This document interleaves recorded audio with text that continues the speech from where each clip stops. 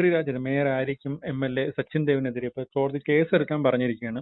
അപ്പൊ ഈ കേസ് എടുക്കുമ്പോൾ ഒരു മേയർക്ക് ആ സ്ഥാനത്തിരിക്കാൻ ഒരു അവകാശമുണ്ടോ?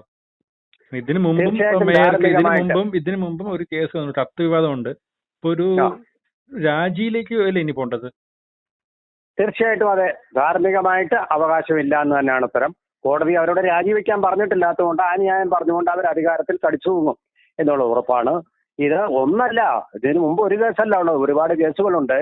ആറ്റുകാൽ പൊങ്കാല കോവിഡ് സമയത്ത് വീടുകളിൽ ആഘോഷിച്ചിരുന്നപ്പോൾ പൊറോട്ടയും ചിക്കനുള്ള കണക്കെഴുതി കോർപ്പറേഷനിൽ വെച്ചുകൊണ്ട് അതിന്റെ പണം വാങ്ങി എന്നുള്ള ആരോപണമുണ്ട്. വെറുതെ ഒരു തെറ്റും ചെയ്യാതെ അവന്റെ കൃത്യം മാത്രം നിർവഹിച്ചിരുന്ന സെക്യൂരിറ്റി ഗാർഡിനെ ആ ഡ്യൂട്ടിയിൽ നിന്നും പിരിച്ചുവിട്ടു. ഇവരുടെ വാഹനത്തിന് നിയമപരമല്ലാത്ത അനുമതി കൊടുക്കാത്തതിന്റെ പേരിൽ എന്നുള്ളതൊക്കെ ഇവരുടെ പേരിൽ ധാരാളമായിട്ട് ഇപ്പോൾ പ്രചരിച്ച് കേൾക്കുന്നുണ്ട്. ഈ നമ്മുടെ യദുവിന്റെ കേസ് വന്നതോട് കൂടിയിട്ട് ധാരാളമായിട്ട് വരുന്നുണ്ട്. യദുവിന്റെ കേസിൽ ഒരു അന്വേഷണം നടക്കുന്നുണ്ട്. ഇതിപ്പോ കോടതി ഇടപെട്ട് ഒരു അന്വേഷണമാണ് വന്നിരിക്കുന്നത്. അപ്പൊ ഇതിന് രണ്ടിനും പ്രത്യേക FIR കൊടുക്കേണ്ടി വരും. ഇത് കുടുങ്ങുക തന്നെ ചെയ്യും. കാരണം നമുക്ക് ദൃശ്യമായിട്ടുള്ള വിഷ്വലുകളിൽ കാണുന്നത് വണ്ടി, അവരുടെ വാഹനം, ചുവന്ന വാഹനം ഈ ബസ്സിന് കുറുകെ ഇടുകയും അവരുടെ ബന്ധുക്കളും ബന്ധുജനങ്ങളും ഭർത്താവും എല്ലാം കൂടെ ചേർന്നിട്ട് ആ ബസ് തടഞ്ഞു നിർത്തുകയും അവരുടെ യാത്രക്കാരുടെ യാത്ര തടസ്സപ്പെടുത്തുകയും ചെയ്തതായിട്ട് വളരെ പകൽ പോലെ, രാത്രിയിലാണെങ്കിലും പകൽ പോലെ വ്യക്തമായിട്ടുള്ള കാര്യങ്ങളാണ് ഭീഷണിപ്പെടുത്തുന്നത്. ഡ്രൈവറോട് ബസ്സിൽ നിന്ന് ഇറങ്ങി വരാൻ പറയുക. എന്തൊരു ധിക്കാരമാണത്. അദ്ദേഹം ഡ്യൂട്ടി ചെയ്യുന്നിടത്തു നിന്ന് ഇറങ്ങി വരിക എന്നുള്ളതൊക്കെയുണ്ട്. വേറെ എന്തെല്ലാം മാർഗങ്ങൾ നിയമ വീഴ്ച വരുത്തിയിട്ടുണ്ടെങ്കിൽ അത് പരിഹരിക്കാനുണ്ടായിട്ടും അങ്ങനെയൊക്കെ ചെയ്തതായിട്ട് കാണുന്നുണ്ട്.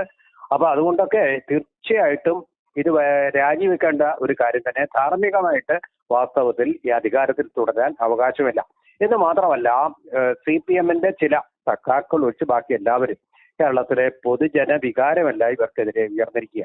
തിരുവനന്തപുരം കോർപ്പറേഷനിലെ മാത്രമല്ല, കേരളത്തിലൊട്ടാകെ അതുപോലെ തന്നെ പ്രവാസികൾ പോലും ഇവർക്കെതിരായിട്ട് വലിയ ഗുരുതരമായ ആരോപണങ്ങൾ ഉന്നയിച്ചുകൊണ്ട് തന്നെ ഇതിനെ ഈ ഇവരുടെ ഭാഗത്തു നിന്നുണ്ടായിട്ട്, മേയറുടെ ഭാഗത്തു നിന്നുണ്ടായിട്ടുള്ള വീഴ്ചയെ വളരെ ശക്തമായിട്ട് തന്നെ അതിനെതിരെ ഒരു പ്രതിരോധവും പ്രതിഷേധവും തീർത്തിരിക്കുന്ന ഒരു അവസരം കൂടിയാണ്. കേരളത്തിലെ ശരിക്കും പൊതുജന വികാരം അങ്ങനെയാണ്. ഒരു പൊതുജന ഐക്യം ഒരു വിഷയത്തിൽ ഉണ്ടാവുന്നത് അപൂർവമായിട്ടാണ്. രണ്ട് ഭാഗങ്ങളായിട്ട് തർക്കിക്കുക ഉണ്ടാവുക, ഇതൊക്കെയാണ് ചെയ്യാറുള്ളത്. ഇതിപ്പോ അനുകൂലിക്കുന്നത് റഹീം MP മാത്രമാണ്. അദ്ദേഹത്തിനെയാണ് കണ്ടക്ടർ ആദ്യം വിളിച്ചതെന്ന് പറയുന്നു. അപ്പൊ ആ വഴിക്ക് ആയിരിക്കണം ബസ്സിലെ മെമ്മറി കാർഡ്, ഇപ്പൊ ഇതിനെല്ലാം സാക്ഷ്യം വഹിച്ച ബസ്സിലെ മെമ്മറി കാർഡ് നഷ്ടപ്പെട്ടതിന്റെ വഴി അതായിരിക്കണം. ഈ ബസ്സിലെ ഒരു പ്രശ്നം ഉണ്ടായി കഴിയുമ്പോൾ ആദ്യം വിളിക്കേണ്ടത് KSRTC ഡിപ്പോയിലാണ്. അതിന് പകരം അദ്ദേഹം വിളിച്ചത് പാർട്ടിയുടെ വണ്ടിയല്ല, ഇത് സർക്കാരിന്റെ വണ്ടിയാണ്. പാർട്ടിക്ക് ഈ മേയർ തലവേദനയായി മാറും. ഏറ്റവും ചെറുപ്പക്കാരിയായിട്ടുള്ള മേയർ, നമുക്ക് സന്തോഷമുണ്ട്, ഒരു പെൺകുട്ടിയാണെന്നുള്ളതില്. പക്ഷെ പക്വതയില്ലാത്ത ഒരു മേയറെ വെക്കുന്നത് കമ്മ്യൂണിസ്റ്റ് പാർട്ടിക്ക് ഒരു ഭൂഷണമല്ല.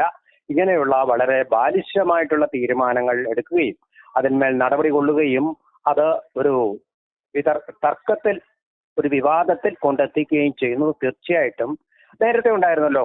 കമ്മ്യൂണിസ്റ്റ് പാർട്ടിയുടെ തന്നെ മേയർ ആയിരുന്നല്ലോ അരുൺ, നേരത്തെ ഉണ്ടായിരുന്ന മേയർ.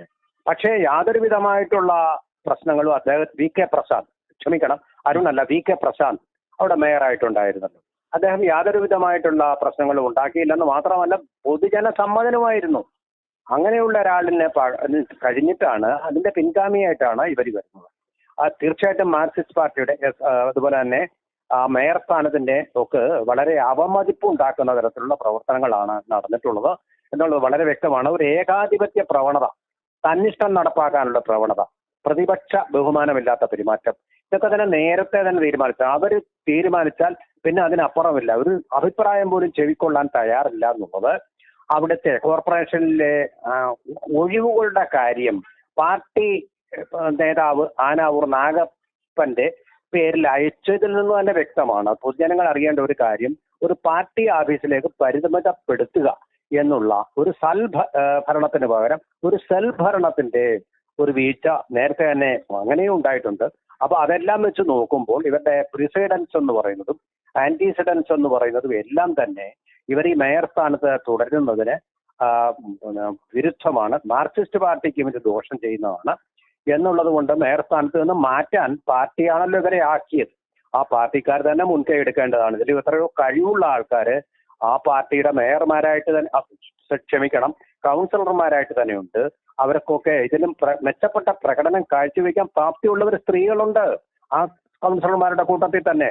അപ്പൊ അതിനെയെല്ലാം മറികടന്നുകൊണ്ടാണ് ഇങ്ങനൊരു നിയമനം നടത്തിയത്. തീർച്ചയായിട്ടും തിരുത്താൻ CPM അവർക്ക് അവരുടെ അടിത്തറയുടെ കൂടി പ്രശ്നമായതുകൊണ്ട് തീർച്ചയായിട്ടും അവർ ശ്രദ്ധിക്കേണ്ടതും ശ്രമിക്കേണ്ടതുമായിട്ടുള്ള ഒരു ചുറ്റുവട്ടമാണ് ഇപ്പോൾ ഉണ്ടായിരിക്കുന്നത്. കോടതി ഈ കേസ് അവർക്കെതിരെ ഒരു മേയർക്കെതിരെ കേസ് ഉണ്ടാവുക എന്ന് പറഞ്ഞത് അസ്വാഭാവികമാണ്, സാധാരണഗതിയിൽ നടക്കുന്നതുമല്ല, അസാധാരണവുമാണ്. എന്നതുകൊണ്ട് തന്നെ ഈ അവസരം തന്നെ മുതലെടുത്തുകൊണ്ട് CPM പുതിയ മേയറെ വെച്ചുകൊണ്ട് ഒരു തിളങ്ങുന്ന ഭരണം തിരുവനന്തപുരം എന്ന് പറയുന്ന തലസ്ഥാന നഗരത്തിന് കാഴ്ചവെക്കാൻ വേണ്ടിയിട്ട് അവരുടെ ഭാഗത്ത് നിന്ന് ശ്രമം ഉണ്ടാകുമെന്ന് നമുക്ക് കരുതാം. അഭിലാഷ്, നന്ദി ഒരുപാട്.